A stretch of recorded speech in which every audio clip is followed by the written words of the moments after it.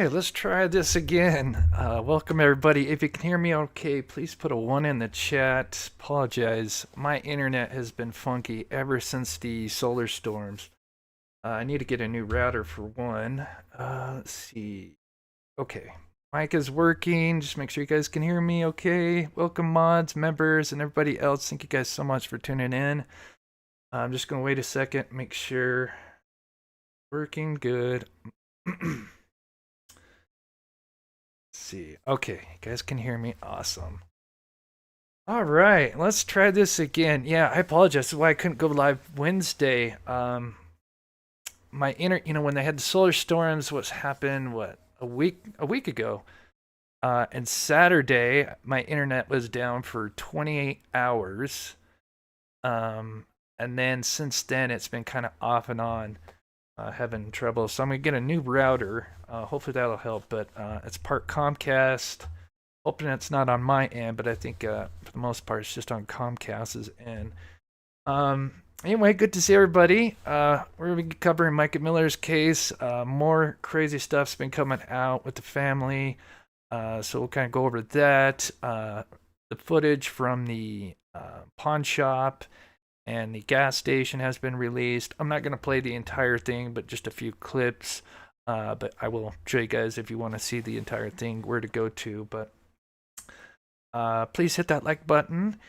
And before we get started, we always like to give back by featuring the missing. This is Aiden Clune, a kid we have been searching for the last 2 years. He went missing in April 27th of 2022. And we have been talking about going out and searching for the missing again. We had a live show for the members Tuesday. We were thinking about going to Arizona, but there's been some information that I have come across. It's been there all along, but I've never actually had the reports to Aiden Clune's case. And anyway, long story short, came across his last phone ping. And anyway, if we get a little bit of time at the end of the show, I'll talk about his last phone ping and why it's really crucial. It could help us if he is out there where we've been searching. It would help us kind of narrow down where he could be at. Anyway, we'll talk a little bit more about that at the end. So let's see. This is Mica Miller, okay, a 30-year-old woman who was energetic, full of life, and a loving... Let me pause this real quick. I don't know why it goes full screen like that every time. Alright, so everything's good. Let me just make sure the stream is still solid, which it looks like it is. Awesome. Yeah, I apologize for anybody who was in the other stream. It happens to the best of us. Sadly, I just lost connection, so... Anyway, for anybody that's not familiar with the Mica Miller case, I will play a 3-minute video just kind of recapping her story, and then we'll break down the new surveillance footage, the stuff that his dad, her father has been talking about, which is some wild things that they found. So we'll get into that, but we'll play the recap real quick. This is Mica Miller, a 30-year-old woman who was energetic, full of life, and a loving sister and daughter. Recently, Micah had been dealing with a pending divorce with this man, former pastor John Paul Miller. This is the worst sermon I've ever preached my whole life. I can't stand it. I just want to give the altar call and quit now. One day, listen, if you ever want to know what I'm going through in life, it's always about what I'm preaching about. God is so good to do that every single time. Micah claimed that she had been dealing with many forms of abuse from John Paul, as mentioned in this clip. Relationship, whether that's sexual, whether that's somebody forcing you to take illegal drugs, or alcohol abuse, or physical abuse, psychological abuse, making you think that this is all your fault, or you're a bad mom, or you're a bad wife, or you're a bad husband, or you're not giving it your all when you know you are. But sadly, on April 27th, just days after serving her husband with documents about a no-contact order, she was found dead in the Lumber River State Park. The cause of death, self-inflicted gunshot wound to the head. Talk about the announcement here in the building, please, if you can, so y'all can stand to your feet. Before I make the announcement, I also want to say that my request to you is that you will continue to come to church and serve and give for the next, little bit, because I don't want to I'm taking a little bit of a break, and I don't want to have to worry about the church. My break may be a few days, a few weeks, I don't know. I got a call late last night. My wife has passed away, and it was self-induced, and it was up in North Carolina, and so it's all I can. I'm just kind of going on adrenaline right now. So y'all pray for me. Many wondered with John Paul's shady past and her allegations, could this have been staged and something more nefarious? Her family was adamant that she was not a woman who was acting like she was going to take her own life. And recently, Micah stated, "If I end up with a bullet in my head, it was JP," referring to John Paul Miller. So what actually happened on the 27th of April? According to recently released documents, it seems that 11 a.m. Micah is captured on ring cam at her residence leaving her home. She is then captured on surveillance at a nearby pawn shop around noon, purchasing a 6-hour 9mm along with a box of bullets. After purchasing the gun, Micah would then head to the Lumber River State Park, which is just over an hour drive. Sadly, it's believed she arrived to her final destination sometime before 3 p.m. At 2:54 p.m., Micah would make a 911 call from her cell phone machine with Micah's ID inside. This person said they had heard crying and then a gunshot. After hearing the gunshot, they traveled further where they had discovered a bag 2 feet from the water's edge. At 4:23 p.m., another individual called 911 to say he had located a body in the water. This person had been fishing in his kayak when he had found Mica Miller's body. According to the investigation, John Paul had traveled to Charleston for a sporting event on the day prior, on April 26. He supposedly stayed the night there and has an alibi. He was also spotted by a license plate reader around the time of the incident, traveling with other people. So it seems the allegations of his direct involvement were unfounded, but the statements made by Micah prior to this and her family firmly believing she would not take her own life certainly raised red flags. Okay. All right. Let me pause it there. Oh, I hate how it always goes big screen like that. There we go. Okay, so now, so shout out to Gizla from Grizzly True Crime. If you haven't heard of her channel, I would suggest definitely checking out her channel for true crime news and coverage. She is amazing, and she was able to actually get the footage from the pawn shop as well as the gas station. It kind of gives us a timeline as well, and then mixed with that, so we'll go over the timeline first because I just wanted to see, because the parents, especially the father, really thinks this was all like a setup. He thinks the 911 call is an AI. I don't want to get too ahead of myself. You haven't heard this, but he doesn't believe what's out there. So I thought we'd kind of look at the timeline. Before we only had still images from the pawn shop. And, I tried to look for a tattoo. I couldn't see it. But now with the footage, I was able to actually spot the tattoo because, there was always people wondering, is that really her? Is this a double? But it does appear to be her. But there's some interesting things now that we have kind of a more complete picture. When we see her coming back at 11, this is obviously the 27th, sadly the day that she would take her life. We see her, she's coming back. Looks like maybe she hit up some fast food here. And that's at 11 a.m. And then at 11:35, she's leaving. And she actually has, she actually has what appears to be, I believe, her work uniform on. If somebody can remind me in chat, it's like Peter's or something, like a bar and grill that she was working at. It looks like she has that attire on. And she's leaving at 11:38. So I just kind of wanted to see, all the stops that she went to and look at Google Maps, and does it kind of line up with where she was going, like the time frame?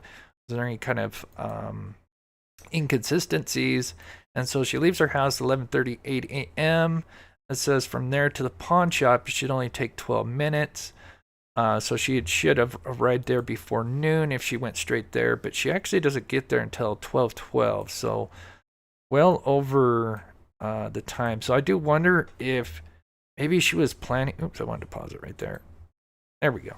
I was wondering if she was maybe planning to go work since she had her work shirt on, and then I forgot to look this up, but if it's kind of in between the pawn shop and her home where she worked, and maybe she was going there and then decided last minute that instead of going to work, she was going to go to the pawn shop. It could very well be. But she would arrive at the pawn shop at 12:12, so certainly she took longer than if she went straight there. Switch tells me she may have stopped somewhere. But then we have her. Now, if you want to see all the full footage, you can go to Grizzly True Crime. And I just want to shout her out. A lot of people, when they're the first ones to get footage or a photo, they'll put a watermark on it. And I completely respect that. But a lot of people go like hog wild with their watermarks and just fill up the entire screen. I love that she just has one watermark. It's kind of in the middle, but it's fairly translucent. So it's not, taking up a lot of, what you're trying to look at, while others will just pile on a bunch of watermarks. So I love that she did that. But here she comes in, and the only thing I really wanted to focus on was, could we see her tattoo? Because before we couldn't see it. Gallagher says, blasphemous JP, shame on you. Yes. Pick Me says, oops, where'd it go? Don't think she committed self-harm. I have an alternate theory of what may have happened, but we'll get to that. But sorry, I got an itch. But looking at it, it does look like it's her. She's got the necklace on, so we have a side-by-side here. Let me move this over. Now this would be her right hand. She's got a ring. I don't know what that ring is, but she's clearly still wearing it. So I don't know if that's in regards to JP, if this is something else, but she's got her little necklace on, and we can see her ring. And then we notice that on her right hand, she has, if you don't know, it's 2 crosses. Actually, it looks like 3 crosses. It's like one big one and then a littler one. Now, if I recall, I believe she had this tattoo first, and then I think she had JP get a matching tattoo of the same one on his hand as well. And I think there's a sermon where he talks about that. Actually, no, that was at the funeral. But anyway, we couldn't see it the first time with the still images, but here, right when she grabs her necklace, we can actually see it. I apologize for those that are on the phone. It's probably hard to see. Yeah, it's weird. She looks sad. She looks tired. I got the bags a little bit. I feel terrible for her. She does kind of. It's terrible to see somebody on their last day like this, because she does kind of joke with the, or laughs with the cashier there, making small talk. But as you can see, as we slow motion it, we can kind of see, especially when she reaches up to her necklace, you can see the tattoo, but it's right there. But one thing we don't see, so keep in mind, one thing we don't see on either hand is bruises or scratches, because the father claims, and he said he took pictures, so I doubt he would claim that there's these bruises and scratches on her hand that appear almost like self-defense, and take pictures and then claim and then talk about it on these news channels. So I'm assuming he does have the proof. Now, they didn't do a full autopsy report or toxicology, but we'll listen to her father talk about that. So from there, I wanted to see, okay, if she left, the next stop she goes to is the gas station. From there, if she left at 12:34, it says, according to Google, it takes about an hour. And so from here, it looks like she arrives at 1:27, so 7 minutes earlier. So it seems like it was just straight shot there. So that lines up with the time frame. So no anomalies there, I would say. Again, this is another full video. If you want to see the full thing, definitely go check out Grizzly True Crime. But I'm just playing just a small clip. She does do something that's kind of a little interesting, or just kind of odd, I should say. Is she kind of walks to her car and then she goes out of screen. I don't know what she's doing here. I don't know if maybe there's like a garbage can back there, and maybe she's but she's behind the building, or to the side of it, I should say. And then if you look on your top left, there is a vehicle, a truck, and this is one thing that even Gisla notices. You see a truck, and this could be like 2 or 3 different trucks that just look the same. A black, truck driving past, but it appears it's possible it could be the same truck. But as far as any vehicles that are suspicious, this would be the one where you do see it at least 2, maybe 3 times, but it could be 2 different vehicles. But it does kind of turn around a bunch of times if it's the same vehicle. During this, she's still kind of back behind the store here.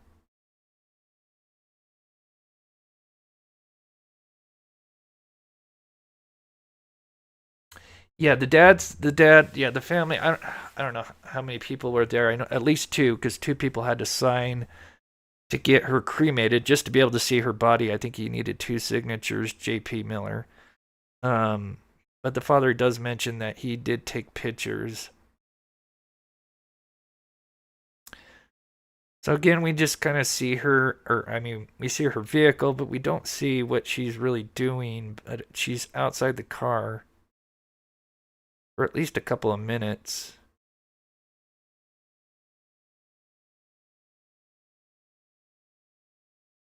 Now we see her approach back to the vehicle, and she's now actually going to get gas. So she's going to actually U-turn into next to the pump here.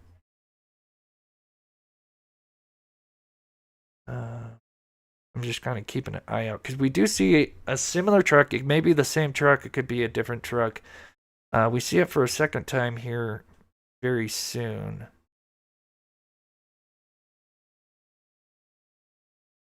Yeah, she has same truck, went by several times. Yeah, I hadn't had, because I was working on another project, which I'll talk about at the end of the show, but yeah, this is today's the first time I got a chance to look at the footage, but I haven't had time to really break down everything that's going around, everything that's going on in the video. So then, if she leaves at 1:35, now this is where there's kind of a gap. There could be many explanations. Sorry, somebody driving by with loud music. So she leaves at 1:35. Now, if she drove straight to the Lumber River State Park, it's a 41-minute drive. So if driving by Google's time, she should arrive about 2:16. Now, the only thing we have to go off after this is obviously the 911 call, which is at 2:54. So she could have, let's just say this is all just what it may be, and it's just sadly her taking her life. She may arrive there around a little after 2 and maybe sat in the car, maybe got the gun ready, and then sat in the parking lot and then dialed 911. But all we have to go off, of course, is as far as from her leaving is the 911 call would be the next thing we have to go off as far as timeline wise, and that's at 2:54. We'll listen to the 911 call here in a minute. I do have it enhanced. The father claims some interesting things that they were given. They were given, I think, like a flash drive with everything that's regarding this case or regarding Micah Miller's death, and he said there's a lot of stuff that are it's pretty wild the stuff. The findings from law enforcement that Micah had died by her own hand, that the sheriff's office saying John Paul was not in Robeson County when Micah died. Do you believe there is more to the story, correct? Yes. It's there's a lot of details that they did not cover, and because it was equivalent in their eyes to previous self-inflicted wounds, I believe the law allows them to do less work. It does not prevent them from doing more work. And since there were multiple... Now, we do got to keep in mind what he's saying is allegations, they're not proved, but he does say there's some interesting things. And then I have a theory at the end that I'll address, which I kind of lean towards. Casings found and a live round found. So this is the first thing that is really shocking right here. Make sure, let me know if you guys can hear him okay, because I broke up his interview just to the main points of the shocking things that he addresses. And this is the first one. Multiple shell casings found and a live round found. It already didn't make much sense. So it would seem that they would automatically do a complete toxicology, not just blood alcohol. So he says multiple casings found and one live round found.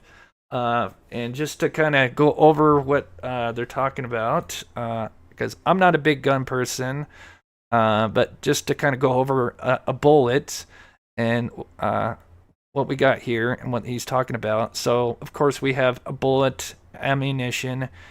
We have 9mm here as an example, different makes, but we have 9mm in width. And a live round would be obviously a bullet with the casing, all intact with the primer ready, something you buy at the store. So a live round, or as also known as an unspent round. So you can say unspent round or a live round. That's obviously what you'd buy before the gun or the bullet is fired. And then what consists, basically, in a nutshell, is the casing and the bullet. Obviously, when you fire the gun, the casing pops out, and it's just the little lead part at the end that is being fired. And so what he says, we don't have a number. It would be nice to know how many casings.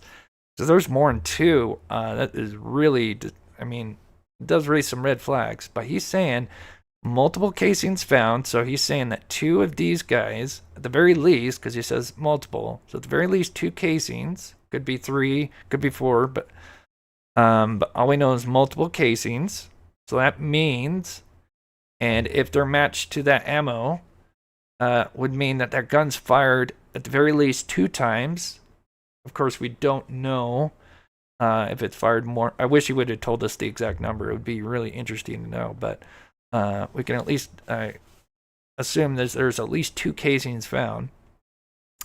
Then he says there's a live round. Again, another term would be unspent round. So it's possible, let's just say it's all her. She would have ejected the bullet out. I don't know, make sure the gun's working. Still kind of odd. I think the multiple casings is even odder, because that means the gun has been fired at the very least 2 times. So according to him, multiple cases found, which means that gun was fired at least 2 times.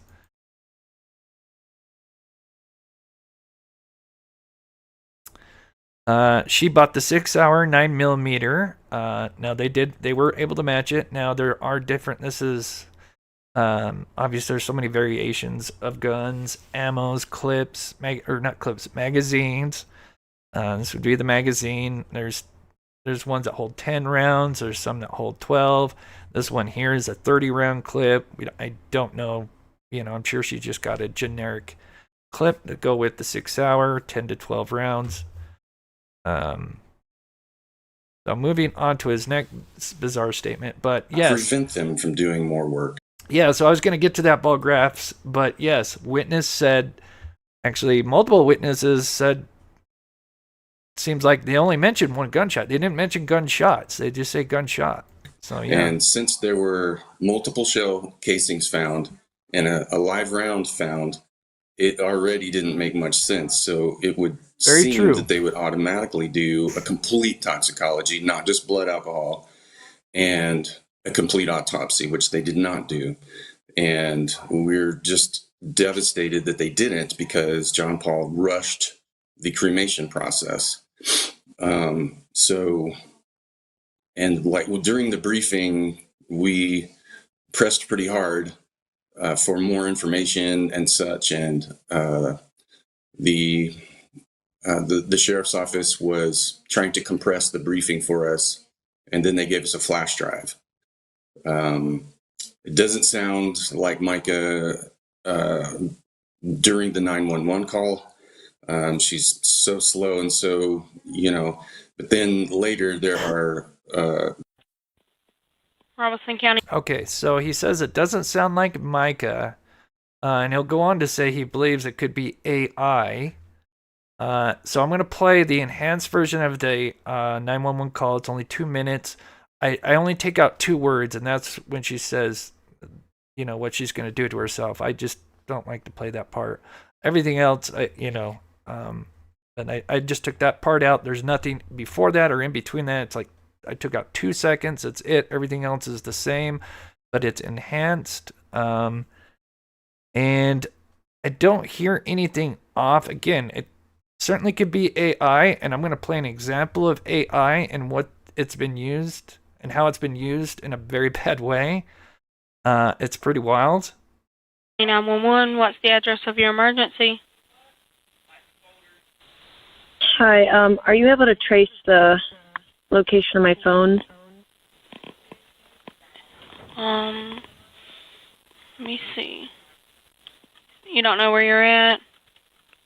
At National Park. And so what the father is saying is that the way she responds and talks is, it's like a few words and there's a gap. And it is kind of true. There is a lot of kind of gaps and just short, brief statements. And he says it doesn't sound like, her, or like her, the way she, would be What's talking. the phone number you're calling me from? 843-655-5242.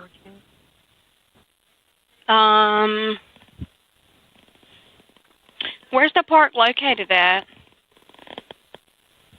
So you hear this, like, the only thing I can equate it to is either somebody's sitting in a leather seat or something, when you kind of move that leather sound, that kind of like stretching, or like when you had the cord phones back in the day and the cord would like stretch and you could hear the cord stretching, if you know what I'm talking about. I hear that a lot, and I can't tell. I almost think it's more coming from the 911 operator than it is from Micah's end. Because you hear it especially at the end, but it could be either or. But let me know if you hear that. But I do hear what is like this, like either somebody like moving on leather, or it's really weird. You'll hear it In right Bear there. Bluff. Let's see. I have my location on, I think, on my phone.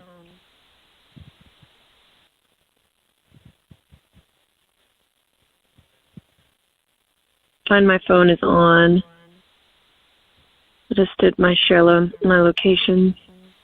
Okay, I'm showing, hold on one second.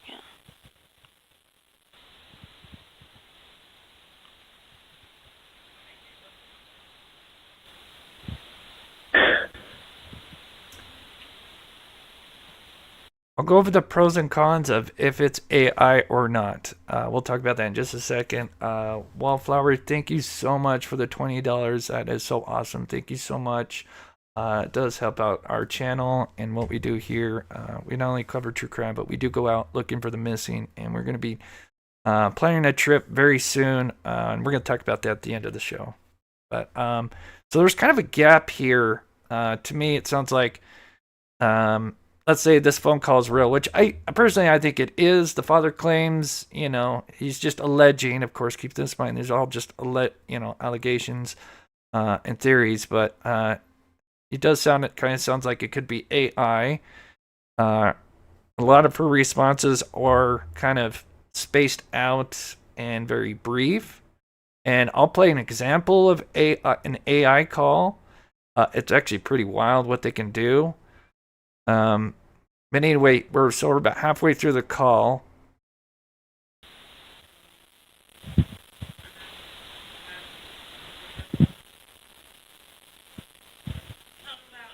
I don't think you are in Robeson County.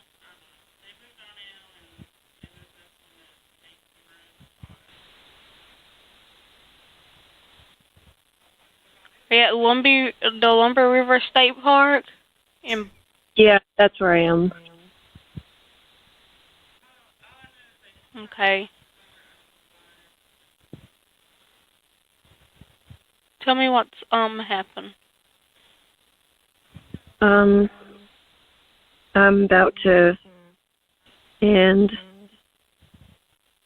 I just want my family to know where to find me. Okay, ma'am. Just listen to what I'm saying, okay?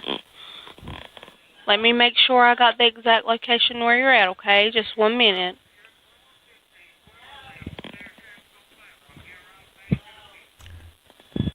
And so that is it. So with the enhancement, I don't hear any screaming. I just hear that weird kind of, like, all I can equate it to is like somebody moving on leather or stretching, one of the cord phones. That's the only thing I can hear. Now, to go arguments against AI. For AI, the responses are definitely short and they're kind of spaced out. The con would be saying it's not AI would be that clearly this was from her phone. At the very least, they'd have to be tracking her phone because obviously they don't know where she's at, but they're able to triangulate it because obviously the operator clearly doesn't know where she's at in the beginning, but then says, "Oh, are you at Lumber River State Park?" And right when she says that, Micah responds very quickly. She almost interrupts her, like, "Yeah, that's where I'm at." When you see the AI and how it's done, they have to kind of like type in the response because they can get the voice. The voice is not an issue, but of course they have to type out the response live as you're talking. And I don't know if you could do that quickly unless you had that pre-generated, which I guess you could anticipate what the operator was gonna, eventually figure out where she's at and then say, "Yeah, that's where I'm at." So you could say, so there's arguments to both sides, but it would have to be coming from her cell phone. Just 1 minute. Because clearly they're triangulating it. It does sound like an old phone. It Tried to does. compress the briefing for us, and then they gave us a flash drive. It doesn't sound like Micah during the 911 call. She's so slow and so, but then later there are, I haven't even heard them myself, honestly. I have someone who's going through all that for me and filtering the information because otherwise, the more information I get that sounds off, the more furious I get, and I need to be able to focus and control my emotions. So, but there was screaming going on and such, and that's not something indicative of a self-inflicted. That's sounds like a fight. So yeah, I haven't heard the scream. I would have to look And if anybody has the full one, I couldn't see where it was edited in that. I'm not saying it isn't. Usually, sometimes it's pretty obvious especially when you break it out in Audacity, you can kind of see where it's been cut. Yeah, if anybody has, I'd have to look at the length of the call, but it's like, I think it's just over 2 minutes. I could look at it real quick and tell you.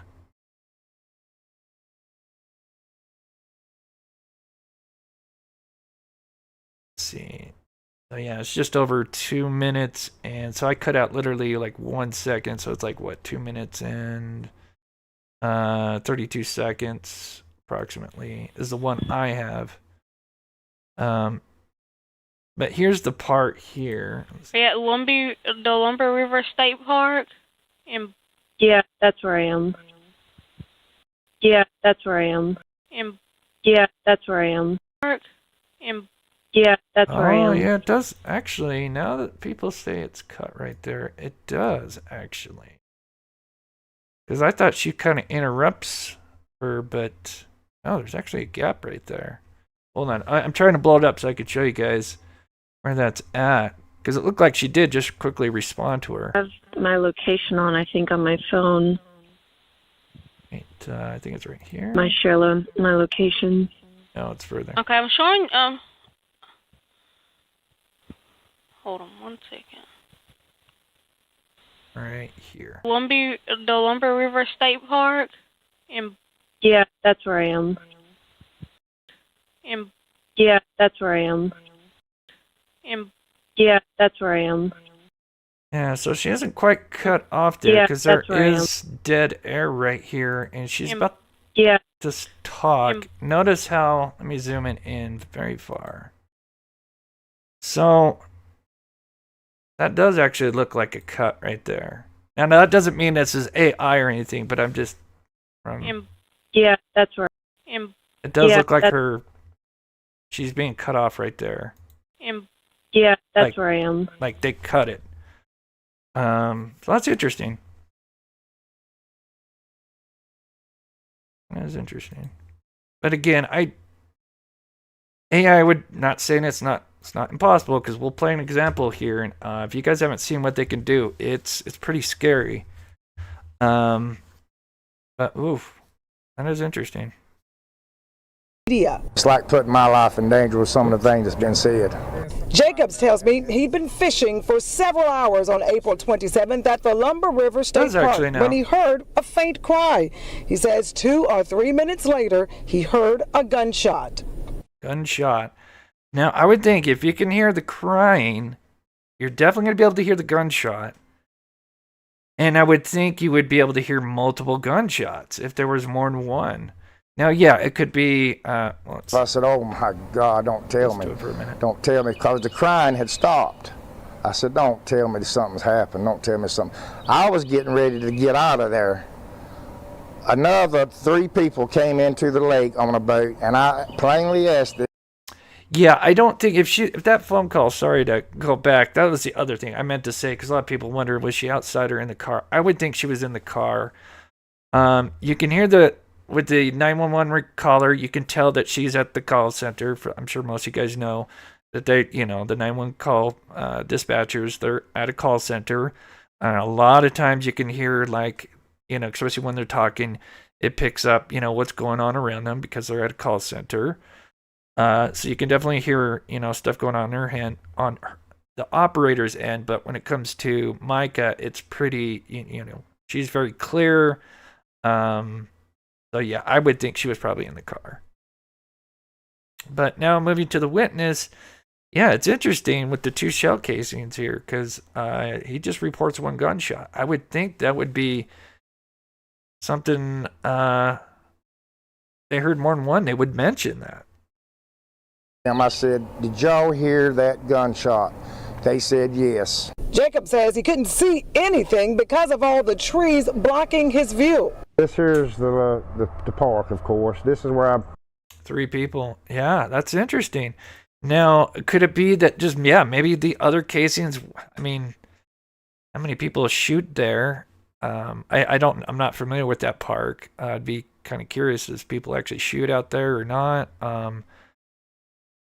But what are the chances you find multiple casings? And I would think it would be pretty clear. Now, 9mm is obviously a pretty popular round, but I wish I had. So you'd easily be able to tell if it comes from the same brand. So on the back of it, so if this was the round, on the back where it's right here, which I wish I had the example of, but where I'm circling on the back where the primer is would be the lot number, the manufacturer. So they should be able to know if this came from the same manufacturer, lot. But if that is true and those are like the same lot number, manufacturer, that is strange. That is very strange.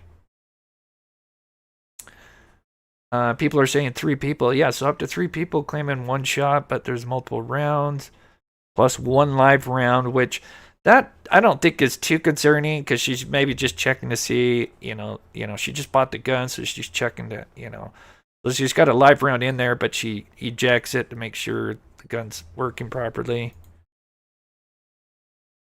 But having multiple casings, if they're the same casings, that is really scary.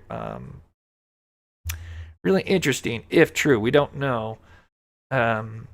Maddie's mom, thank you so much for the $5 super sticker. You are so awesome. Thank you so much. And we got a few more things, and then I'm going to play the example of AI, and holy cow.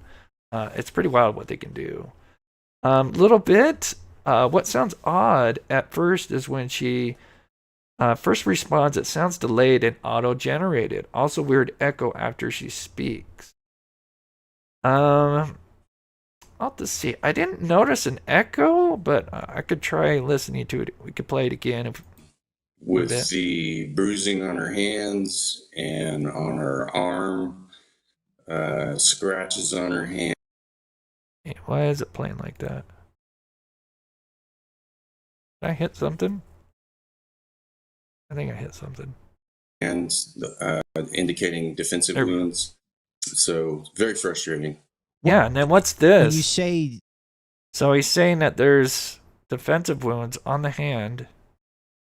Defensive wounds, is that something that was told to you by a medical professional when you talked about multiple casings there? Where did you get this information? And when you brought this information to law enforcement or brought it or mentioned to them, what did they say? Okay, as far as finding out, the park ranger took us back to the scene and pointed out, here's where she would have been standing, here's where the shell casings and the live round were, which also doesn't make sense.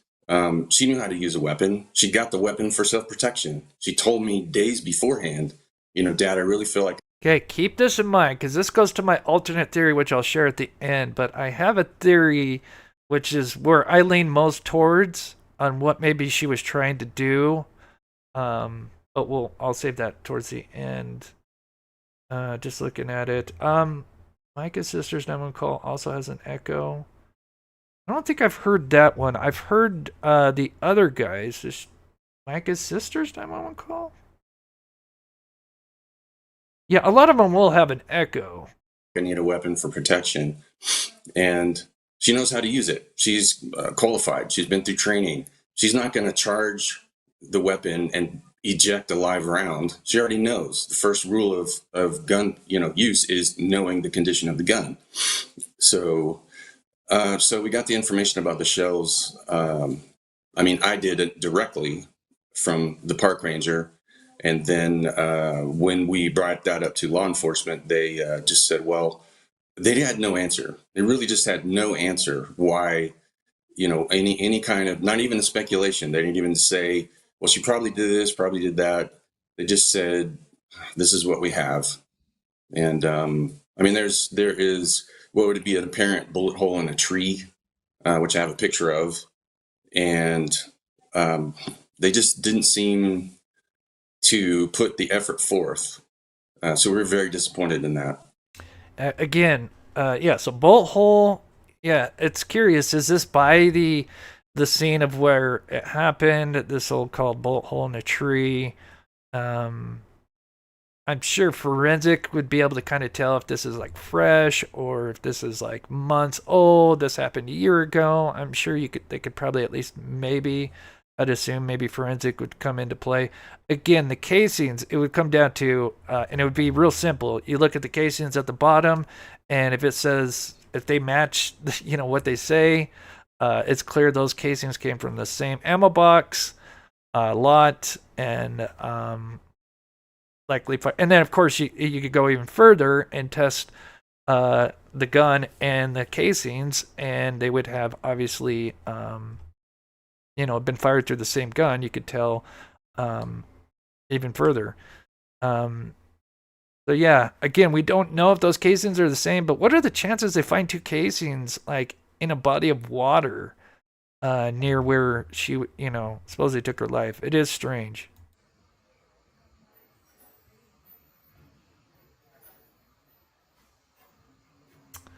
Hey Tom, good to see you, buddy. Hello everyone. Hope you're all having a wonderful, a beautiful Friday. Crazy case. It seems like something else is going on. It is wild for sure, especially with what the father is saying. And the defensive wounds, was that from the park ranger too, or Okay. Yeah. No, we looked at her hands during the viewing. We took pictures of her. So that's good. So I doubt this, the father would be coming up on Law and Crime and any other networks and saying, she has bruises on her hand and scratches, and then like a handprint on her arm as well. So they're saying they took pictures, which is good if there is, say, there was something funky going on. From the viewing, it was the worst day of my life.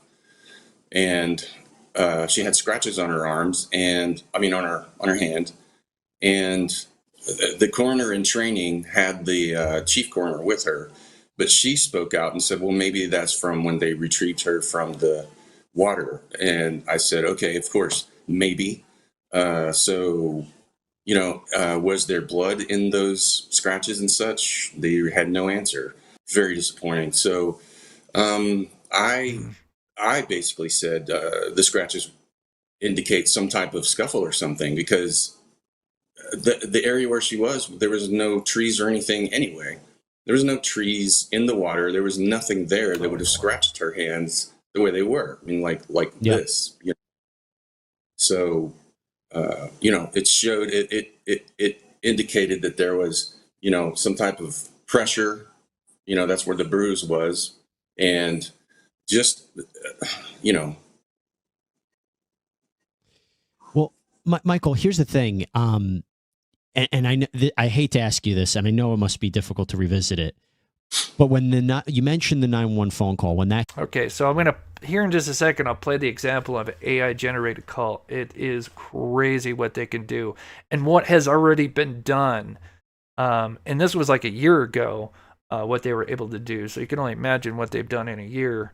A1 Street, thank you so much for the $10 super sticker. You are so awesome. I appreciate the support. I love you guys. We got over 600 people in here. If you haven't already, please hit that like button. It helps this channel out a lot. We try to give back as much as we can with going out and searching for missing people. But yeah, he's going to mention the AI thing, and then I'll play an example of what they do now. Came out. I think a lot of people who were suspecting there might be something there, they were convinced that was the end of the story. When you mentioned that 911 phone call, you said there's something about the way that Micah sounded on the phone that sounded odd to you. What do you mean by Absolutely. that? Very slow speech. She's a very happy-go-lucky, excitable person. And it was too slow. It was very slow. It was metered. Which, to his argument, it does sound slow and metered, and then an argument against that would be, obviously I doubt somebody's going to sound happy if they're calling in to do what, let's say this is really what it is, to take her life. I doubt it's going to be a very, a very good, it's not going to be a good call. And it would just be a terrible thing. It could have been done with an AI type of previous recordings where somebody would have had those words from her previously, or, whatever. It's a phone call John Okay, Bridges. so this is an example, and this was taken a year ago. And this happened to a guy, and then they actually show what they can do. They show two examples, but the story they tell is it was a real story that happened to a guy and his daughter, and it's absolutely wild that they were doing this. Will never forget. I said, "What's wrong? What's wrong?" She goes, "I've had an accident, and I need your help." His daughter panicked and crying before another voice gets on the line. He goes, "I'm wanting to give your daughter back to you, but I need some cash." Bridges says he didn't end up giving money to the scammer thanks to his quick-thinking wife, who called their actual daughter to confirm she wasn't being held hostage. But he got close, even grabbing cash from home and driving it to a meetup location. When I first heard my daughter's voice, it was my daughter's voice. It convinced me that that was her. Calls like this have the Federal Trade Commission sounding the alarm this month, warning of advancing artificial intelligence used to simulate someone's voice in imposter scams, the most commonly reported fraud in 2022, with losses jumping to $2.6 billion last year. It's critical that people are aware this technology's out there and that it's really very good. Voice cloning isn't a new concept, but it's becoming more accessible, accurate, and easier to use thanks to AI. Cybersecurity expert Tiago Enriquez, who says he's now seeing insurance claims for this kind of fraud, showed us just how easy it is. So they do this in real time, which is it's just wild. And so what they do is they have her call her colleague, coworker, and she's basically gonna. Now this is using the AI. They just took some samples of her voice. And then they just type in the response while her colleague is talking real time. And it's so wild. And she literally is like asking, "Hey, I lost my credit card, for work. Can I borrow yours?" So here's the example. It's crazy. We're going to try and find some audio samples of you. He pulled videos from my social media and uploaded clips to one of a growing number of voice cloning programs. So it's literally a matter of dragging and dropping audio clips into this program. That's it. Then came typing what to say, and with the click of a button, I already tried to call the bureau. It was weird no one answered. Sounds pretty good. But could I fool a colleague with it? Hello? Are you crazy busy? I forgot my corporate card. Oh no. Can I borrow yours real quick? I just need to pay for a few things. I'll get the receipts. It wasn't perfect. There were delays and some sentences sounded more genuine than others, but I gotta run out and get my wallet. It worked. Thank you so much. Call you in a bit. My colleague later stunned by the generated audio's accuracy. So I pride myself on never falling for that stuff. Experts say to make sure you don't fall for it, be skeptical whenever asked. And this was taken from a year ago, so you can only imagine how much that's advanced. But yeah. CB3, make sure your family knows if you're being held. You give them a 4-digit number, right? And it's the AI scams, just scams in general, bad. Never give gift cards or go get gift cards from a store. If someone's asking that you need to pay your taxes with gift cards, because that's the huge one. I think most people are now starting to kind of learn about that, but that's been going on for almost 2 decades. Well, I wouldn't say 2 decades, but definitely almost like a decade at least. The gift card scam, where they called, retired people, and they take advantage of them, and it's just crazy. For money in any form. And then tell them to go get a gift card from Target or Walmart, and then come back. It's Don't rely on the caller ID. Anyway, Those we're getting can be off track, faked. but and even if it sounds like a loved one calling, hang up and call the person yourself. Are we going? We've seen pictures of his truck. It had dark windows. Was it even him in there? Where's pictures of him physically there? We haven't seen those. They've not been produced.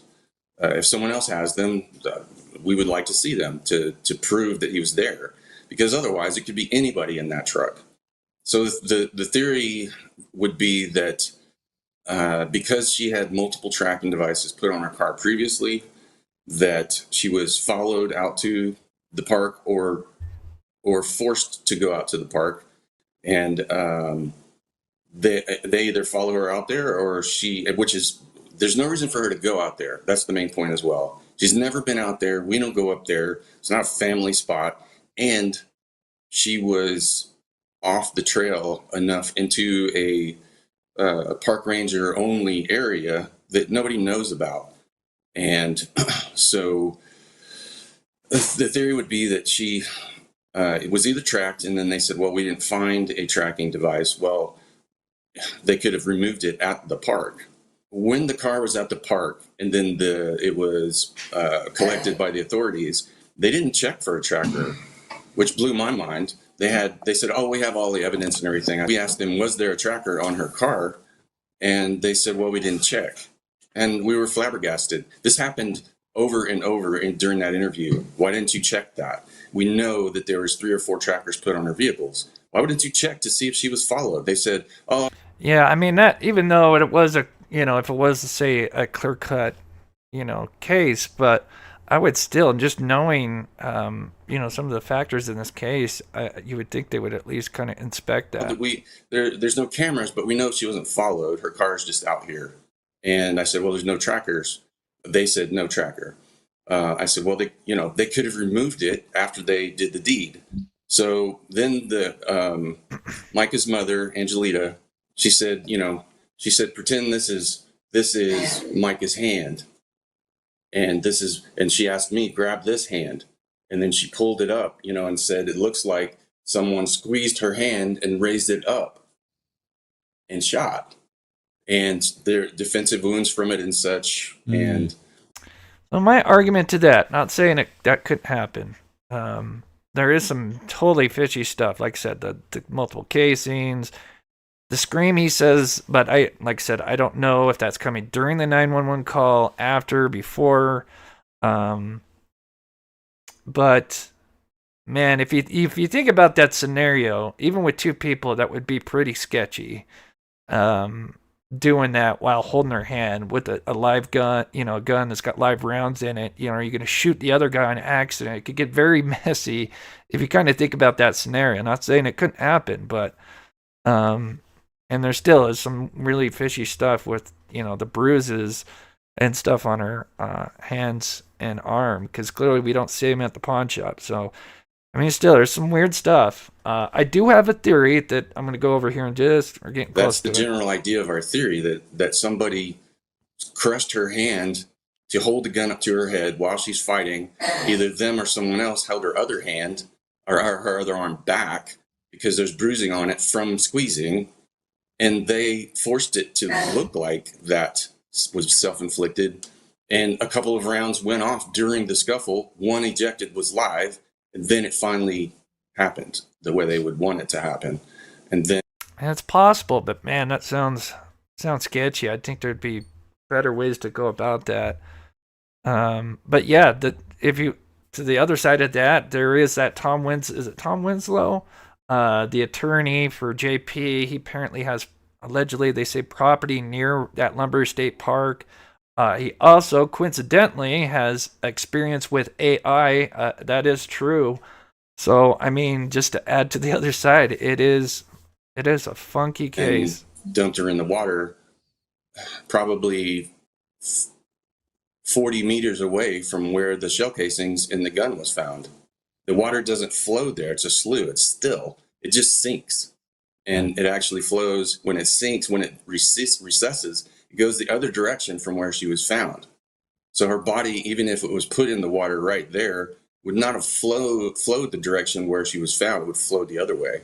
So it would be possible that the incident occurred right there, and the shell casings, and then the gun was dumped in the water right there. And then she was carried farther, 40 meters back, into a little bit more secluded area where she was found.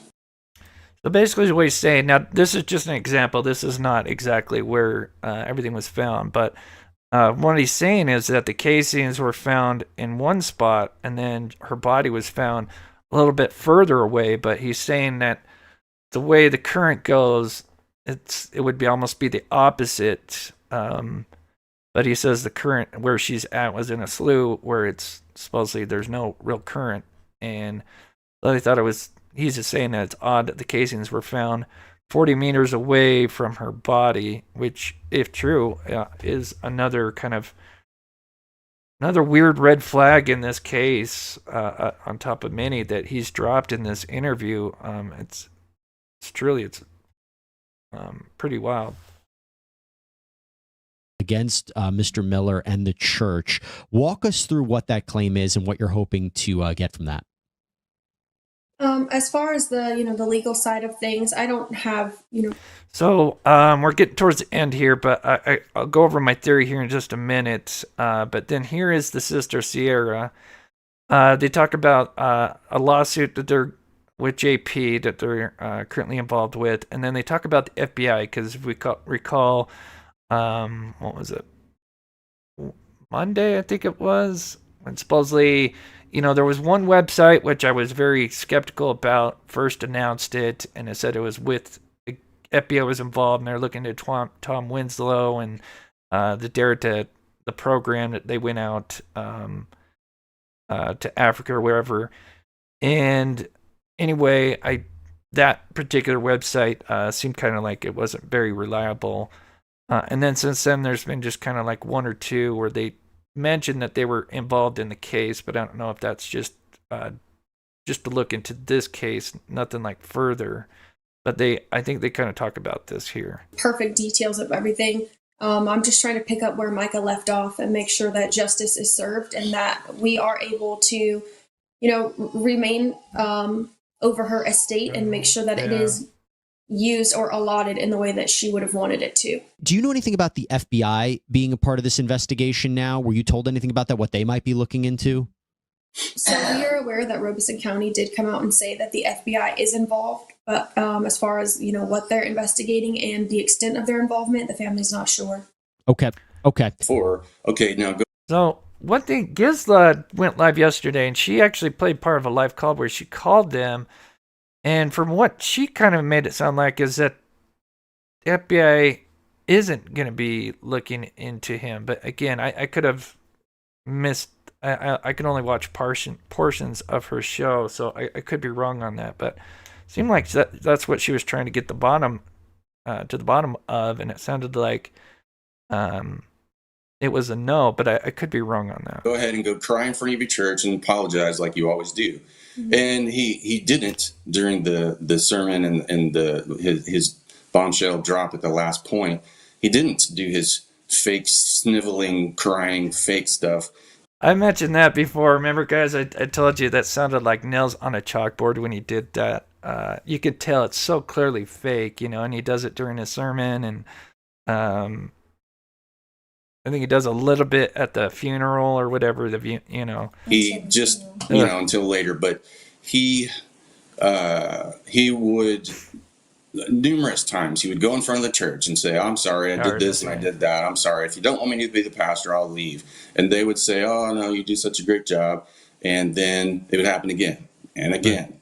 Right. And if they did stand up against him, he would threaten them with removing them from the church, or he would just straight out remove them in front of everybody. And then later in sermons said, oh, well, they just left for no reason. I don't know why they left. Ugh. Okay, so here is my alternate theory. Some may agree, some may disagree, but Zanane? I hope I pronounced that right.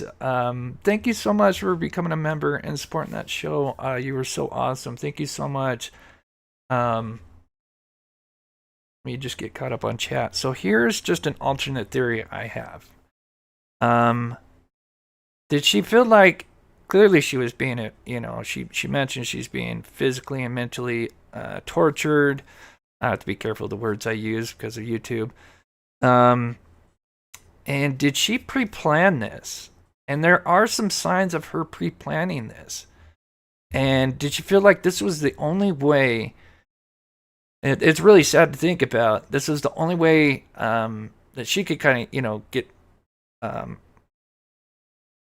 because she was just clearly depressed and whatever, and just felt like she couldn't get away from him. And so she kind of pre-planned this. And some of the signs are... Let's roll that tape. let me play this part one more time. Away. I'll show you the pictures. Do you want to go to jail? They'll be on Facebook in a few hours. Alrighty, you'll be in jail in a few hours. Walk away. Now, this video, for people that have been watching this is a window into... But this poor girl just felt like the only out was to sadly take her life. But maybe this was also, on top of that, the only way that she felt like, because we know that she'd been collecting stuff, evidence and whatever against him. And at one point, the reason why they believe that she was admitted to the mental health hospital is he did that so he could get to her belongings, her phone, because apparently that's where she kept a lot of her, stuff against him. And he went and deleted all that stuff. And then so she had to kind of start over again, or maybe, he only deleted so much. But so she felt like, so this kind of pre-planned. And so she would mention, I'm sorry, let me get to it here. Month. And it's hard. It's the thing. So she would mention to friends and family that if she ended up with a bullet in her head, it was not her, it was JP. Now, just an alternate theory, this was actually her pre-planning this. It would not, sadly, it's a very tragic thing to think about, but if this is how she felt, this was the only way they would investigate him was through her death, which would be sadly, very tragic thing if she felt like this, but it wouldn't be a bad idea, considering she's making these statements. She also tells the family, her dad, days before, that she's going to buy a gun for her protection. Obviously, if she had the thought that she was going to take her life, she wouldn't tell her family that. And if she wanted JP to be investigated, she would tell, if she ended up with a bullet in her head, it wasn't her, it was JP, and kind of reinforce that, and then tell her father, hey, I'm going to go buy a gun days before, but this is only for protection. I'm not, this is clearly for protection. Reinforcing with the family that, it would kind of make sense and line up. I see people already saying they agree. And then she goes out there, she scratches up her hand, she scratches up her arm. That's why, it's too bad they didn't do an investigation, because they would have found out. Because then, if she did scratch herself, she should have her blood under her fingernails, her DNA under her fingernails. But now we'll never know because they didn't investigate that. But we know she didn't have the bruises on her hand beforehand. Maybe it was from fishing out the body, but I don't know. Between the scratches and the one on the arm, again, but just saying she's pre-planned this. And then before she got to the park, did she fire off a couple of rounds? In between going to the, from the pawn shop to the Lumber State Park, did she stop somewhere, fire off a couple of rounds, and then at the scene, did she drop some shell casings in one spot, and then she went down, because it was 130 feet from where her body was found from the shell casings, have all these anomalies. Again, let me know what you guys think in the chat, but again, this is with the sole theory of her doing this because she's, believes this is the only way JP would be investigated.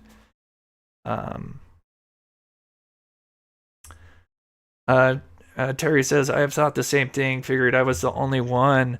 Yeah, when I saw her mention, when you see where she mentions that if you find a bullet in my head, it was not me, it was JP, and she mentions this, family mentions that they were told this multiple times. Micah Miller, and then when I heard the father say today, that days prior that she was going to buy a gun for protection, so she's reinforcing to her family that, everything's okay, and that, the only threat is JP, and if something happens to me, it's JP, look at JP. And this is sadly the only way she felt that JP would be looked into was doing this. And to me, that theory kind of makes sense. Again, I don't know if that's true, but again, wouldn't be. I mean, it's tragic, but it would explain everything, especially the bruises and the thing on her hand. Like that really, like, she has defensive wounds on her. That is a huge red flag. And if you were planning ahead to do this, but you wanted to make it look like it was something that wasn't, and wanted JP to fall, this was it. Black girl Chris, I agree with you that she felt so alone that this was her only choice. Yeah, because again, there's just so many things that are odd that just don't make sense. And again, I go to the because he said he took pictures. I doubt the father's going to come on and say, oh, there's scratches and bruises, which look like defensive wounds, if there wasn't any on her. So, yeah.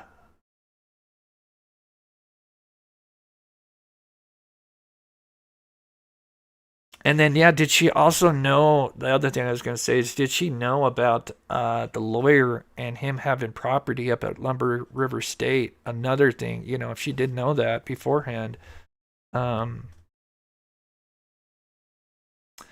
yeah, at the end of the day, it's just very tragic. Yeah, with him cremating her, though, yeah, it's really odd. And what a piece of dirt he is. Forcing the family to have to sign that just to be able to see her for the last time. It's just terrible. JP paid them to help cover his crimes. I'm sure, yeah. I mean, who knows what's gonna? I'm sure, obviously he's been let go of the church. So, and then it sounds like, for the most part, it sounds like the FBI. Hopefully, he's being investigated, and hopefully what she was collecting on JP, there's something that they can use from that, and put him away for something.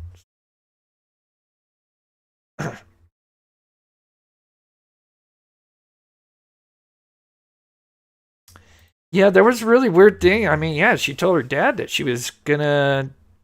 they were gonna make some songs and stuff. So again, there's definitely a lot to both sides of this. But I think we can all agree that JP pushed her over the edge one way or the other, whatever happened. But with that, let's see, we started at 5. But yeah, so we're going to be going out. I might be going out. So that's the end of with her case. I do appreciate, buddy. Leave your comments and stuff and what you guys think with everything in the comments. But I just wanted to show one thing with Aiden Clune, who we've been going out and searching for. Is we were kind of talking about going out and searching for somebody in Arizona, but I may actually go back to Aiden Clune. We had been kind of looking at the records for his case, and we had pulled up his last phone ping. And anyway, long story short, this is the area where his phone pinged. Now, this line to this line is 5 miles. But there's only certain areas where you can get his phone ping from, or where you get service from, because there's only one cell tower out there. But there's only certain elevations that you can actually get a signal, which would help us narrow down where his last ping was, like at 8:20 p.m. So that's when the sun was going down, and the temperature would have started dropping almost rapidly in mid-April or late April. Which means if he was still up that high, it would be tough for him to get out. He would have to keep moving, because if he stopped, that temperature, with it dropping,